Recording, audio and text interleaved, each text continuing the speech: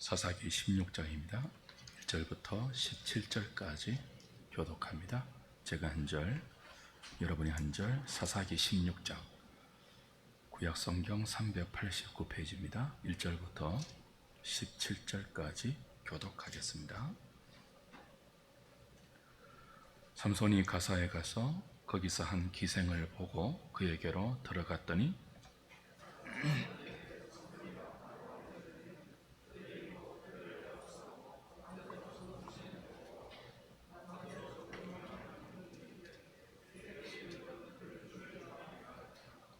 삼손이 밤중까지 누워있다가 그 밤중에 일어나 성문짝들과 두 문설주와 문빗장을 빼어가지고 그것을 모두 어깨에 메고 헤브론 앞산 꼭대기로 가니라.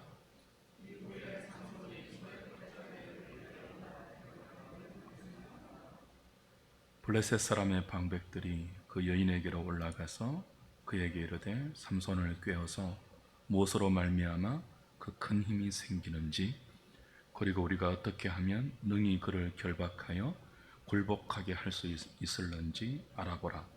그리하면 우리가 각각 은 1,100개씩을 내게 주리라 하니,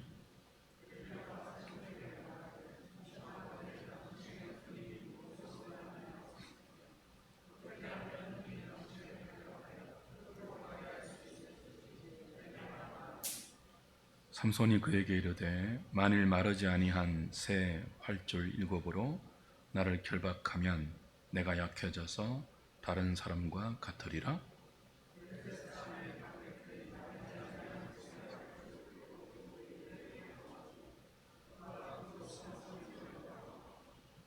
이미 사람을 방 안에 매복시켰으므로 삼손에게 말하되 삼손이여, 블레셋 사람들이 당신에게 들이닥쳤느니라 하니, 삼손이 그 줄들을 끊기를 불탄 삼시를 끊음같이 하였고 그의 힘의 근원은 알아내지 못하니라.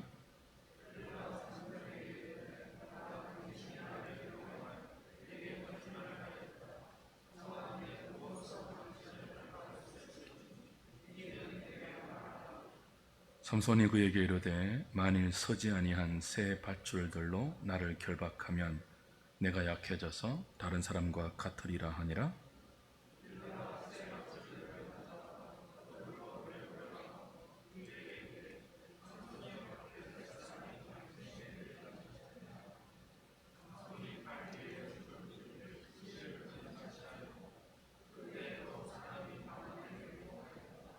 들릴라가 삼손에게 이르되 당신이 이때까지 나를 희롱하여 내게 거짓말을 하였도다.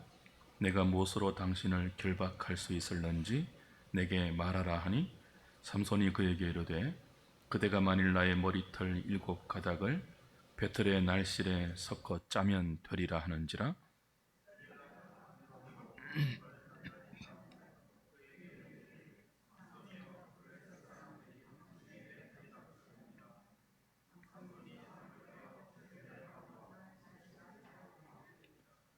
들릴라가 삼손에게 이르되 당신의 마음이 내게 있지 아니하면서 당신이 어찌 나를 사랑한다 하느냐.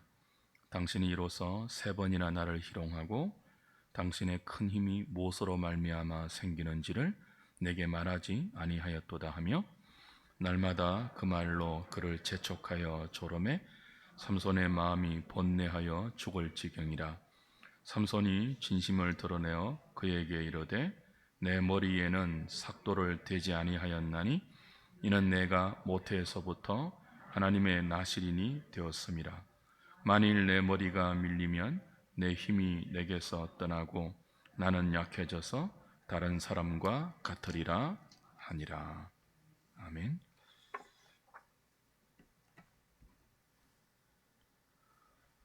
사사기 16장은 삼손 이야기의 마지막 장입니다. 동시에 사사기에 나오는 12명의 사사를 다룬 결론을 암시적으로 담고 있습니다. 다음 주에 그 결론을 우리가 볼 것인데요. 16장까지가 사실은 사사기의 본론이고 나머지 17장부터 21장은 일종의 부록입니다.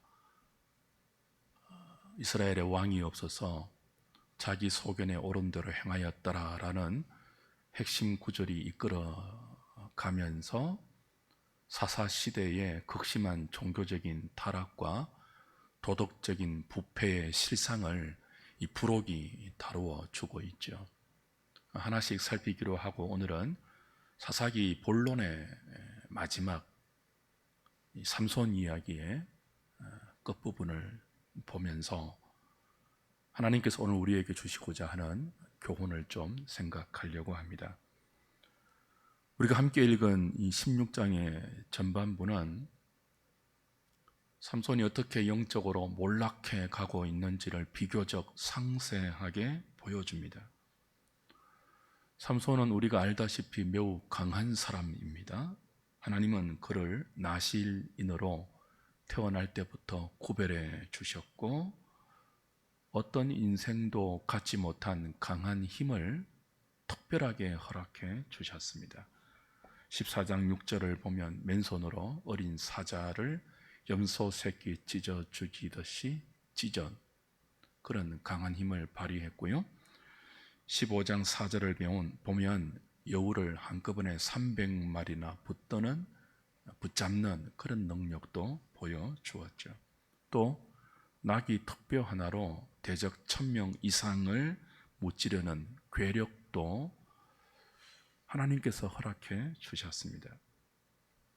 이 세상에 태어난 인생 중에 삼손보다 강한 힘을 가진 인생은 없었습니다. 오늘 본문 16장 3절에도 어떤 힘을 발휘합니까? 성문 문짝과 또 문설주 그리고 문빗장을 빼서 60km나 떨어져 있는 헤브론까지 두 어깨에 그 무거운 성의 문들을 문설주와 문빗장을 보란듯이 어깨에 메고 평지에서 산지로 올라가는 가히 상상을 초월하는 괴력을 보여줍니다. 사랑하는 여러분, 삼손에게 있는 이 특별한 힘이 어디에서부터 왔습니까? 누가 이 힘을 주었죠? 하나님이 주셨죠. 왜 주셨습니까? 사명을 감당하려고 주셨습니다. 하나님께서 삼손에게 맡기신 사명이 무엇입니까? 이스라엘을 압제하고 있는 블레셋으로부터 이스라엘을 건지기 위한 사명입니다. 추수하는 사람에게는 낫을 주시고 논밭을 갈아엎을 자에게는 쟁기를 주시고 밭 이랑을 긁을 자에게는 호미와 괭이를 주시는 것처럼 하나님은 자기 백성에게 맡겨주신 사명의 분량만큼 사명의 종류만큼 그 사명을 감당할 수 있는 힘과 능력과 지혜를 주십니다. 그냥 사명만 맡기는 것이 아니고요. 그 주신 것을 감당할 수 있는 넉넉한 힘을 주십니다. 충분한 지혜를 주십니다. 그런데 삼손은 하나님께서 주신 그 사명 감당의 본분을 잊어버리고 육체의 정욕에 빠져서 영적으로 한 걸음씩 몰락해 가고 오늘 본문에 오면 그 정점을 찍고 있습니다. 왜 사사기 성경이 성공의 기록이 아니라 영적 몰락의 과정을 이토록 소상하게 기록하고 있을까요? 우리도 그럴 수 있기 때문입니다. 이 성경을 읽는 저와 여러분도 삼손처럼 조금씩 죄를 용납하다가 결국은 하나님께서 자신에게 맡기신 사명을 잊어버린 채 한순간에 영적 몰락의 길로 갈 수 있기 때문입니다. 삼손은 나실인입니다. 나실인은 구별된 사람이죠. 그런 부모를 통하여 나실인이 지켜야 할 나실인의 법도를 이미 알고 있습니다. 포도주와 독주를 마시지 말고 부정한 것을 가까이 하지 말고 머리에 삭도를 대지 않으면서 하나님께서 자신에게 주신 사명을 기억하고 그 사명을 위해 자신을 거룩하게 구별시켜야 합니다. 그 거룩한 구별을 위해서 하나님은 특별히 나실인의 규정을 주셨습니다. 그런데 삼손은 15장에서 에낙고레의 부흥의 은혜를 체험하지 않았습니까? 그 특별한 은혜를 경험하고 나서도 또다시 오늘 본문에 보면 가사로 내려갑니다. 그 가사에 가서 기생집에, 창녀집에 들어가죠. 나실인의 금기사항을 또다시 어기는 것입니다. 삼손이 왜 가사에 갔죠? 사명 감당하기 위해서가 아닙니다. 가사는 블레셋의 5대 도시 중에 하나인데요. 그 5대 도시 중에 가장 최남단에 위치합니다. 삼손이 그곳으로 내려간 이유는 이스라엘을 압제하는 블레셋을 물리치기 위해서가 아니라 자신의 성적 욕망을 충족시키기 위해서 고향에서 멀리 떨어진 가사로 갔습니다. 자기 고향 소라에서 이 가사까지는 약 60km의 거리입니다. 당시에는 결코 가깝지 않는, 고향 사람들이 모를 수 있는, 완벽하게 자신의 범죄를 숨길 수 있는, 은닉할 수 있는 그런 도시이죠. 거기 왜 갔다고요? 기생집에, 창녀집에 들어가기 위해서 가사로 갔습니다. 사사가 창녀집에 가서 뭘 했겠습니까? 거룩한 일을 했겠습니까? 그 창녀집에서 말씀 묵상을 전파했겠습니까? 기도회를 했겠습니까? 복음을 전했겠습니까? 그 창녀의 죄를 지적하고 거룩한 삶으로 돌이키라는 영적 도전을 했겠습니까? 아닙니다. 그는 거기까지 고의로 내려가서 자신의 성적 욕망을 충족하기 위해 기생집을 찾았습니다. 창녀집을 스스로 들어갔습니다. 그리고 그 창녀와 더불어 밤새도록 술에 취하고 성적 욕망을 채웠습니다. 나실인의 규정을 지키면서 하나님의 성령의 임재가 언제든지 자신을 사용할 수 있도록 거룩한 준비를 하고 있어야 할 나실인이 그 준비를 다 놓아버리고 육체의 정욕에 자신을 맡겨버린 거예요. 참 놀라운 점은 하나님께서 이런 삼손까지 사용하고 계시다는 점이에요. 이런 삼손까지도 사용해서 마치 악을 선용으로 이용하듯이 삼손의 이런 그 부패와 타락을 사용해서 당신의 뜻을 이루어가고 있다는 사실입니다. 그러나 그 과정에서도 삼손의 영적 타락과 몰락은 결코 피할 수 없는 자신의 책임이죠. 삼손이 가사의 기생집에 들어간 사실이 그곳 주민들에게 알려졌습니다. 가사의 주민들이 어떻게 합니까? 삼손이 들어간 기생집을 포위하고 성문을 잠그고 밤새도록 매복합니다. 이미 나귀 턱뼈 하나로 블레셋 사람 1000명을 죽인 사실을 알고 있는, 삼손의 괴력을 두려워하는 이 가사 사람들이 술이 진탕하게 취해서 성적 문란함에 자신을 맡겨 기력이 다 소진되는 새벽까지 기다렸다가 그를 죽이기로 작정하고 새벽까지 매복하고 조용히 잠복하고 있습니다. 그런데 하나님은 이런 삼손을 밤중에 깨우십니다. 오늘 깨웠다는 표현은 없지만 밤중에 일어나요. 그리고 그 밤중에 성문의 문짝들을 뜯어냅니다. 여러분, 모든 성문은 가장 견고한 문짝으로 방비합니다. 사람들이 헐지 못하도록, 그 성문을 뜯고 성 안으로 진입하지 못하도록 적군이 가장 견고한 문짝을 만들죠. 근데 그 가장 무겁고 견고한 문짝을 삼손이 종이 찢듯이 뜯어냅니다. 뭐까지도요? 문설수와 문 빗잔까지 다 뜯어내고 어깨에 짊어맵니다.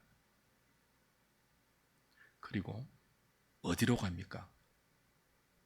60km 떨어져 있는 헤브론까지 갑니다. 60km.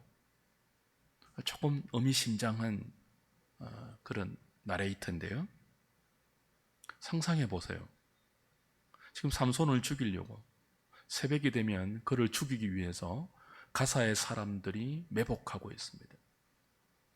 근데 밤중에 일어나서 성문을 다 뜯어냅니다. 종이 찢듯이. 그 성을 걸어 잠그고 있는 문설주와 문빗장을 다 뜯어내어서 성문과 문설주와 문빗장을 어깨에 메고 어디까지 간다고요? 헤브론까지 갑니다. 자, 가사는 평지예요. 가사에서 60km 떨어져 있는 헤브론은 산지입니다. 그냥 평지만 해도 60km를 걸어가는 것이 얼마나 어렵습니까? 근데 평지에서 산지를 두 어깨에 무겁고 큰 성문짝과 문빗장과 문설주를 짊어지고 간다고요. 이 상상이 되십니까? 인간의 상상을 초월하는 괴력을 삼손을 죽이려고 작정하고 있는 가사 사람들이 목격하는 거예요. 누가 이렇게 합니까? 삼손이 본래적으로 갖고 있는 힘입니까? 이 힘이?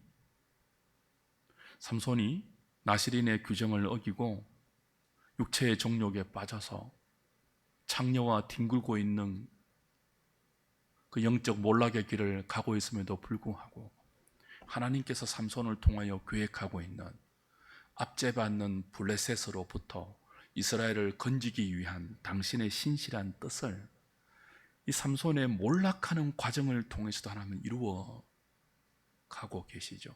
헤브론이 어디입니까? 믿음의 조상 아브라함과 사라가 묻혔던 곳이에요. 이삭과 리브가가 묻혔던 곳이에요. 언약의 장소입니다.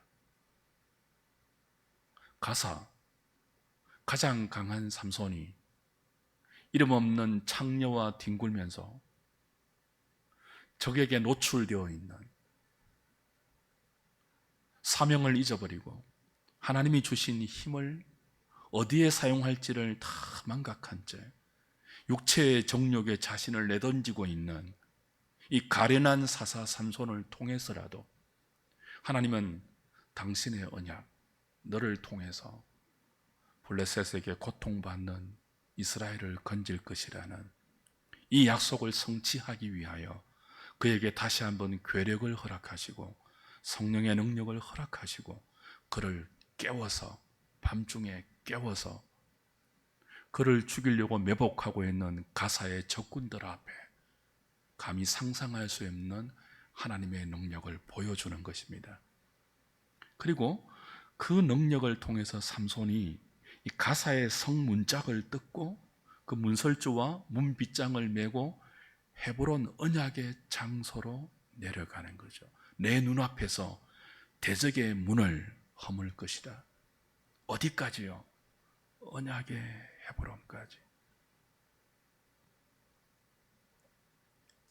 놀라운 은혜입니다. 놀라운 자비입니다. 놀라운 긍휼입니다. 오늘 저와 여러분들이 이 하나님의 상상할 수 없는 은총과 자비가 없다면 삼손 못지않게 참 미련하고 어리석고 에나꼬레의 특별한 은총을 경험하고도 또다시 육체의 정욕에 자신을 맡기고 있는 그런 우리에게 이 예상밖의 은혜, 이런 우리를 통해서라도 당신의 신실함을 이루어 가시고 구원의 언약을 성취해 가시는 하나님의 자비가 없다면 저와 여러분에게 소망이 없겠죠. 이 하나님의 특별한 은총과 자비는요, 삼손에게는 또 다른 기회입니다. 육체의 정욕에서 자신을 돌이킬 수 있는 또 다른 기회예요. 하나님이 다시 한번 회개할 기회를 주시는구나. 나를 죽이지 않고 내 능력을 거두어가지 않고 이렇게 불충함에도 불구하고 이렇게 부패함에도 불구하고 어리석고 모자람에도 불구하고 다시 기회를 주시구나. 다시 하나님이 주신 힘으로 사명 감당할 수 있도록 다시 은총을 주시구나. 은총의 기회이죠. 회개의 기회이죠. 돌이킬 수 있는 기회이죠. 그러나 안타깝게도 우리가 오늘 사사기를 통해서 보고 있는 삼손의 모습은 무엇입니까? 4절 보시죠. 이후는 무엇입니까? 하나님이 그 특별한 은총으로 다시 돌이킬 수 있는 기회를 주신 그 이후에 삼손이 어디로 가죠? 소래골짜기로 가서 누구를 사랑하죠? 들릴라라 이름하는 여인을 사랑했다. 그렇게 이어집니다. 사사기 저자는 딥나의 여인의 이름은 밝히지 않습니다. 그리고 가사에 가서 삼손이 몸을 섞었던 창녀의 이름도 밝히지 않습니다. 근데 유독 오늘 이 들릴라라는 이름은 밝히고 있죠. 소래골짜기에 한 특별한 여인, 삼손이 사랑에 빠졌던 이 여인의 이름은 뭐라고요? 들릴라입니다. 이 이름의 뜻은 매달리는 자, 약하게 하는 자, 그런 의미입니다. 삼손이 들릴라를 사랑함으로 들릴라가 누구죠? 매달리는 여인이에요. 그 매달리는 여인인 들릴라에게 삼손이 매달림으로 그는 약해집니다. 약하게 하는 들릴라에게 사랑이라는 명목으로 붙들림으로 가장 강한 능력의 사람 삼손이 가장 무력하고 가장 처참한 비극의 주인공으로 접어들고 있습니다. 스스로 빠지지 말아야 할 여인과 사랑에 빠져서 스스로 하나님의 나시린이 몰락의 발걸음을 옮기고 있습니다. 보세요. 삼손은 들릴라를 사랑했습니다. 들릴라가 삼손을 사랑했을까요? 우리가 함께 읽은 본문의 내용을 보니까 들릴라는 삼손을 전혀 사랑하지 않았습니다. 3번이나 삼손을 꿰어서 죽이려고 했습니다. 블레셋의 적군에게 팔아넘기려고 했습니다. 들릴라는 사랑을 미끼로 해서 어리석은 남자 삼손을 유혹하여 블레셋의 닷새 방백들이 미끼로 던진 뇌물 5,500개. 어떤 학자가 이 은 5,500개 블릴라의 방백들은 블레셋의 방백들은 블레셋은 5개 도시가 주요 방백 그 도시이죠. 방백은 그 도시의 지도자들을 말해요. 이 블레셋과 이스라엘은 지금 적군이고 또 그 블레셋이 이스라엘을 지금 통치하고 있지 않습니까? 그 통치를 위협하는 유일한 사람이 사사 삼손이잖아요. 그 삼손의 힘의 근원을 알지 못하고 그 삼손의 힘에 너무나 무기력한 자신들의 그 처지를 만회하기 위하여 이 블레셋 5 방백들은 삼손이 사랑에 빠진 들릴라를 다시 이용하죠. 무엇으로요? 은 1,100개씩 5 방백이니까 합치면 5,500개예요. 은 5,500개의 뇌물로 유혹합니다. 어떤 학자가 이 은 5,500개를 현 시세로 환산했더니 약 2억에서 3억 가까운 돈이라고 했습니다. 정확하지는 않아요. 들릴라는 3억 가량의 돈에 마음이 빼앗겨서 삼손을 사랑하는 척 삼손을 유혹합니다. 그리고 이 블레셋 다섯 방백들의 요구대로 삼손의 힘의 근원을 알기 위해서 끝없이 그에게 사랑을 믿기로 그 힘의 근원을 물어보죠. 어떻게 하면 너에게서 힘의 근원이 사라지고 너를 결박할 수 있는지를 물어봅니다. 오늘 사탄이 우리에게 끊임없이 요구하는 것도 그거예요.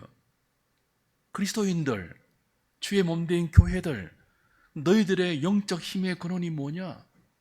우리가 어떻게 하면 너희들로부터 그 위로부터 오는 영적 근원을 끊어버리고 우리가 너희들을 온전히 결박하여 우리의 마음대로 조종할 수 있느냐? 끊임없이 묻고 요구하고 있죠. 우리는 이 사탄의 끊임없는 요구로부터 우리의 영적 비밀을 지켜야 할 의무가 있습니다. 들릴라는 사탄의 도구로 사용되고 있죠. 사탄은 사랑을 미끼로 삼손에게 던져서 들릴라에게 삼손의 눈이 어두워지게 만들고 이 약하게 만드는 자, 메어 달리는 자, 이 들릴라 그에게 메어 달리게 해서 그의 영적 권한을 다 파헤치려고 합니다. 그를 결박할 수 있는 영적 비밀을 알아내려고 합니다.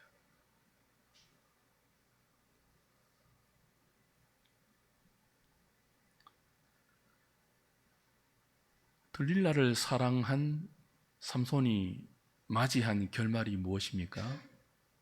3번이나 자신의 힘의 근원과 결박할 수 있는 비밀을 알려달라고 추궁하는 이 들릴라에게 3번이나 거짓말로 둘러대다가 결국 마지막에는 실토하고 맙니다. 모든 비밀을 실토하고 말아요. 16절, 17절 다시 보십시오.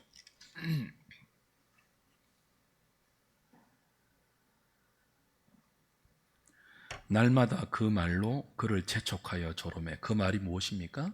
당신의 힘의 근원이 어디서 납니까? 어떻게 하면 그 힘의 근원을 무력화하고 당신을 결박할 수 있습니까?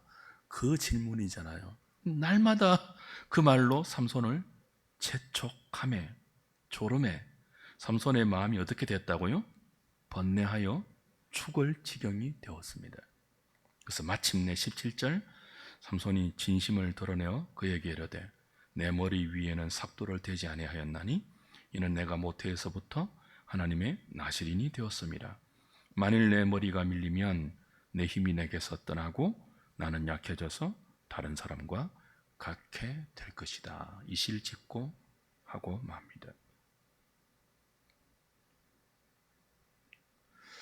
날마다 마음이 번뇌해서 죽게 될 지경에 이르렀다. 그래요?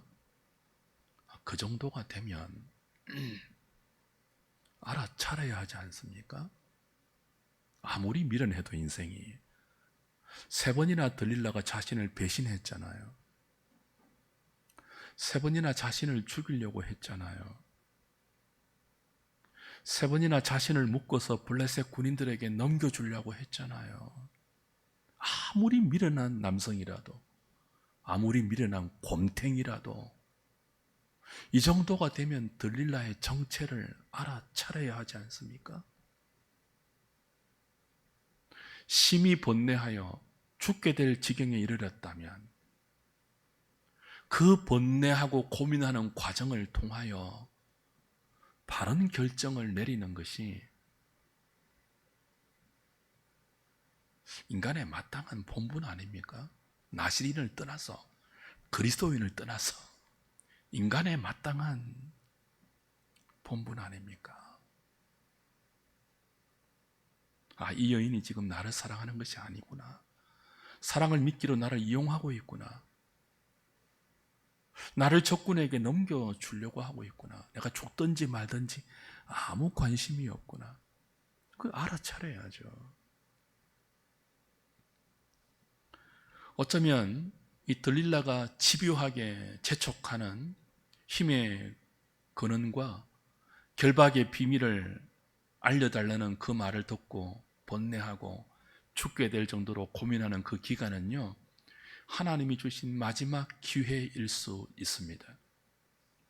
돌이킬 수 있는, 들릴라를 포기하고 자신의 영적 비밀을 간직하면서 다시 나실인으로 일어날 수 있는 마지막 찬스일 수 있습니다.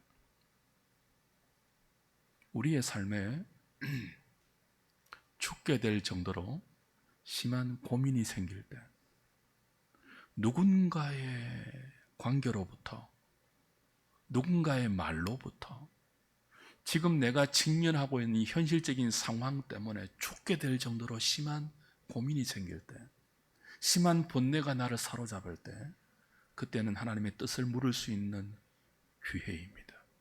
모든 어리석은 결정을 돌이키고 하나님 앞에 바로 설 수 있는 기회가 죽을 정도의 고민이에요. 하나님이 주신 또 다른 기회이죠. 이번에는 힘으로 주신 것이 아니고요, 성문을 뜯고 그 문 빗장을 부수고 그리고 문설주를 그냥 종이장처럼 찢어내고 헤브론까지 옮긴 그 힘이 아니고, 이번에는 심한 고민으로 하나님이 또 다른 기회를 주시고 있죠. 그 고민을 통해서 올바른 결정을 해야죠. 들릴라를 포기하고 나실인을 선택해야죠. 오늘 저와 여러분들에게 이런 번민이 있습니까? 밤잠을 자지 못하고 음식도 먹지 못하고 죽을 정도까지 여러분에게 깊은 번뇌를 주는 그런 환경이 있습니까? 그런 사람이 있습니까? 그런 말이 있습니까? 그런 정황들이 있습니까? 하나님이 주신 올바른 선택의 기회입니다. 지금까지 내 삶을 돌아볼 수 있고 그 고민하는 시간들을 통해서 앞으로 남은 내 생을 어떻게 살아가야 할지를 깊이 생각하고 하나님 앞에서 바르게 결단할 수 있는 새로운 기회이죠. 그 번민과 고민의 밤을 어리석게 보내지 않기를 바랍니다. 그런데 삼손은 하나님이 주신 그 죽을 정도의 깊은 번뇌의 시간을 어리석게 소비합니다. 어떤 결정을 내립니까? 들릴라를 선택합니다. 하나님이 주신 사명을 놓아버립니다. 근데 여기에서 이제 들릴라를 선택하고 들릴라의 요청대로 자신의 영적 비밀을 다 이실직고하지 않습니까?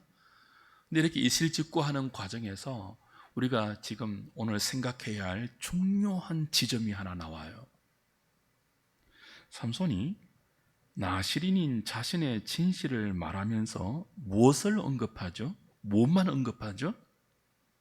포도주와 독주를 마시지 말라, 부정한 시체와 부정한 것에 자신을 맡기지 말라, 가까이 하지 말라, 그건 한마디도 언급하지 않아요. 오직 무엇만 언급하죠? 내 머리에 삭도를 대지 않으면, 내 힘의 근원은 머리털에 있다고, 내 머리만 밀지 않으면 나는 하나님의 나실인이다, 그렇게 말하고 있죠. 이 말을 통해서 우리가 알고 있는 삼손의 그 생각이 무엇입니까?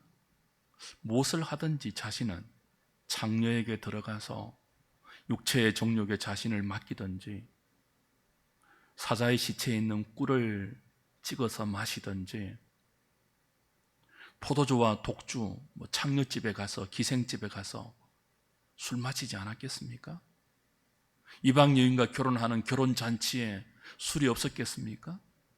포도주와 독주를 마시더라도 무엇만 안 하면요, 머리털만 밀지 않으면, 머리에 삭도만 대지 않으면 자신은 지금 무엇이라고 생각하고 있습니까? 여전히 변함없는 나실인이라고 생각하고 있습니다. 자신에게 있는 힘만 발휘하고 있으면, 힘만 나타나고 있으면 자신은 무엇이라고 생각한다고요? 하나님의 나실인이라고 생각하고 있습니다. 삼손의 근본적인 문제점이 여기에 있습니다. 머리카락만 잘리지 않는다면, 힘만 나타난다면, 창녀와 무슨 짓을 하든지, 어떤 술을 마시든지, 어떤 부정한 것에 자신을 맡기든지 상관없이 자신은 여전히 하나님의 사람이다, 여전히 하나님의 나실인이라고 착각하고 있는 거예요. 이게 맞는 생각입니까? 사랑하는 여러분, 삼손의 힘이 어디에서 나옵니까? 머리털입니까? 머리털에서 삼손의 힘이 나옵니까? 그 머리에 삭도를 대지 말라는 나시린의 한 규정과 더불어 하나님이 주신 모든 나시린의 규정에 담겨 있는 하나님의 약속, 그 약속을 지키면서 하나님 앞에 자신의 정체성을 생각하고 자신의 삶을 그렇게 몰아갈 때 하나님이 허락하시는 하나님으로부터 오는 힘이죠. 단순히 물리적인 머리카락이 길 때 내 머리에 삭도를 대지 않으면 그 머리털이 나에게 힘을 주는 게 아니잖아요. 나시린의 규정, 머리에 삭도를 대지 말라는 나시린의 검도는요, 하나님과 삼손이 맺은 약속의 상징일 뿐이지 힘의 근원은 아닙니다. 힘의 근원은 누구라고요? 여호와 하나님입니다. 그럼 지금까지 삼손이 얼마나 자주 나시린의 규정을 어겼습니까? 그럼에도 불구하고 삼손에게 허락된 이 괴력은, 엄청난 힘은 어디에서 나왔습니까? 삼손은 그걸 오해한 것이죠. 자르지 않는 머리털에서 나온 것이라고. 다른 것은 다 어겼으니까요. 근데 여전히 삼손에게 이 놀라운 힘이 허락된 것은 하나님께서 삼손을 통하여서 약속하신 블레셋으로부터 이스라엘을 건지신다는 하나님의 약속을 지키기 위한 자비와 긍휼과 은총의 결과이지 머리털을 깎지 않았어가 아니라고요. 삼손은 무엇을 착각했습니까? 힘이 있는 한 문성문 뜯어내고 나귀 턱뼈로 1000명 쳐 죽이고 여우 300마리 한꺼번에 잡고 어린 사자를 염소 새끼 찢어 죽이듯이 찢어 죽이고 그런 힘만 나오면 여전히 자신이 뭐라고요? 하나님의 사람, 하나님의 나시린 특별한 능력의 사람이라고 오해한 거예요. 그래서 머리털만 주구장창 지키고 있었던 거죠. 무엇은 어기면서도요. 사명은 망각하면서도 하나님의 사명에 자신을 던지는 것이 아니라 육체의 정욕에 창녀의 품에 자신을 던지면서도 여전히 자신은 뭐라고요? 나실인이라고 착각하고 있는 거예요.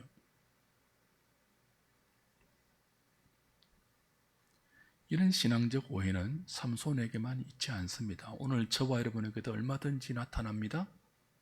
우리의 일상에서 하나님의 자녀가 가져야 할 마땅한 거룩의 능력, 거룩의 모습, 이 거룩의 증거, 하나님과 맺은 언약의 신실함은 보이지 않으면서도 어떤 종교적인 모양, 종교적인 형식 하나를 잘 지키고 있으면 철석같이 자신은 그리스도인이라고 생각하는 그런 오해가 우리에게도 얼마든지 있을 수 있죠. 사업장에서, 직장에서, 일상에서, 이웃과의 관계에서 마땅한 그리스도인이 보여야 할 거룩한 삶의 증거들은 하나도 없으면서 정욕대로 살고 육체의 정욕, 안목의 정욕, 이생의 자랑을 좇아 살면서도 주일날 교회에 오는 그 종교적인 모습 하나만 지키고 있으면 자기는 그리스도인이라고 철석같이 믿는 그런 오해들이 우리에게도 있을 수 있죠. 삼손, 그런 면에서 우리를 대변합니다.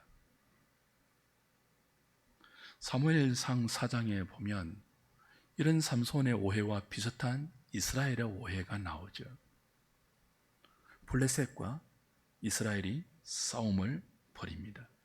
똑같은 대적이에요. 근데 이 싸움에서 이스라엘이 패하죠. 4,000명이나 죽는 패배를 경험합니다. 그래서 이스라엘 장로가 다 모여요. 지도자들이 다 모여요. 왜 패배했을까?